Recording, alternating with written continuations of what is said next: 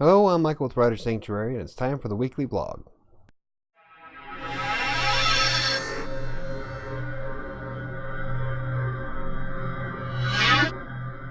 Now, first of all, I was going to make a video yesterday, but I had a few things come up and I was extremely exhausted by the time I had any free time to myself. And that's what happens when you have about 5 hours of sleep over the span of 2 nights. I'm not in my 20s anymore and I need to accept that fact. I can't stay up for 3 days at a time like I used to. Now, this past week I wasn't nearly as productive as I would have liked. I'm still working on piecing everything together, and although I wasn't really productive in terms of typing words, I still had a pretty good feeling about today. Now, I don't know if it's because of the Emerge that I drink every morning or because I'm pulling myself out of this gloomy funk that I've been in the last couple of months. But in any case, I feel really good about this week, and I feel like I'll probably get quite a bit more done. Over the weekend, I spent some time trying to find a new theme for Writer Sanctuary's blog. The current theme is kind of limited in terms of what I can do with it without having to buy the full version. But I did manage to find a really cool plugin that lets me make some of those modifications that I really hated about the site. And a lot of these changes were quite easy to do, and I was able to see them once I cleared the cache. And thanks to this tool, I might not change the theme after all. I mean, I still want to slim it down for speed. But for some of the major issues that I had with the theme in the first place, MicroThemer plugin is what I've been using to make the changes, and it's been working great. I've also spent a bit of time in Mindomo to plan out what I wanted to do with WriterSanctuary.com. It's a mind mapping tool that I've been using for the past several years, and it works great if you're trying to hammer out some of the more strategic details about what you're trying to build. And so now I have a visual layout of the things I want to see on the website and where everything's going to fit into place. So next I'm going to try to straighten out the categories and the content since I have stuff scattered all over hell. Now right now my goal is to bring in as many views to the blog as my YouTube channel does on the videos, which means I'm going to be going back through some of the older posts and straightening some stuff up. I didn't do as much actual writing as I wanted to do outside of my daily clients, but that's because I spent a lot of time trying to find new tools and trying to hammer out the details of what I want WriterSanctuary.com to look like. And I don't know if I'm going to get much content written this week because of the same process. In reality, I would like to get all 3 of my blogs spruced up. However, I am going to be spending some time revamping some of the content for better search positions, so I might be counting that into my weekly total. Now, I was going to plan out a review of WriterAccess.com.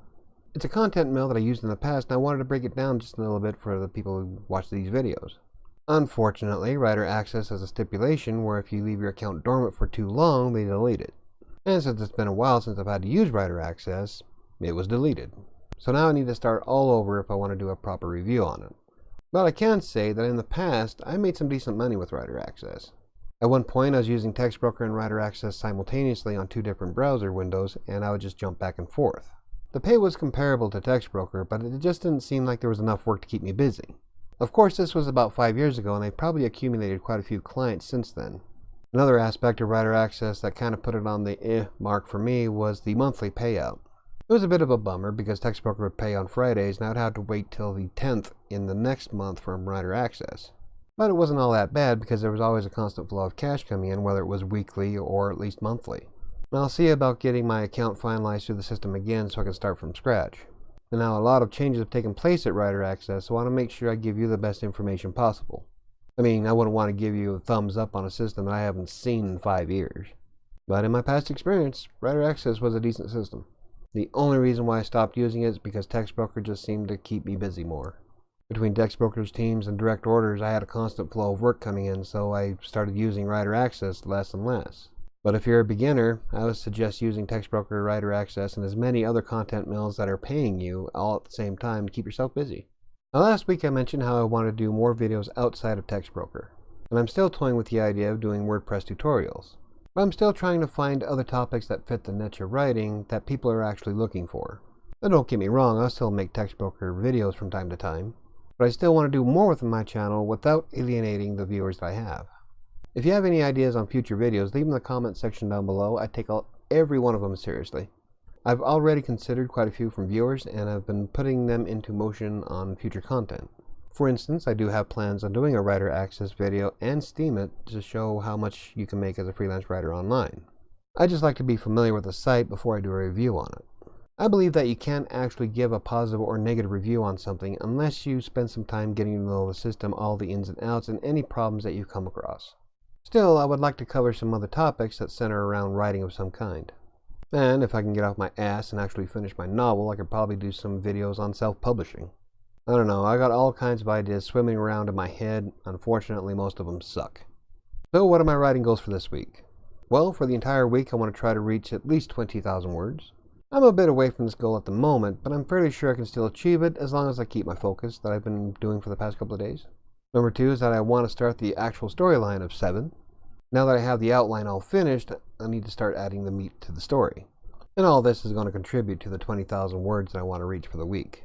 Number 3 is that I want to keep revamping WriterSanctuary.com. Like right now the blog is such a mess. And I don't want to lose any of the momentum I have for cleaning up the website. Number 4 is to surpass my average time for the entire week. Now my performance for actual work has been kind of lacking this year. And if I can keep myself from taking too many breaks and getting sucked into Netflix and YouTube, I should be okay. And if I can stay focused and work like I'm supposed to, I'm sure all the other goals that I have will fall into place. So what kind of plans do you have for writing this week? Leave in the comments down below. If you enjoyed the video, hit the like button. If you want to see more videos like this or anything else I cover regarding freelance writing, hit the subscribe button. I try to make videos as often as I can, but this last couple of weeks has been kind of crappy. I think that's going to do it for me today. I'll see you tomorrow.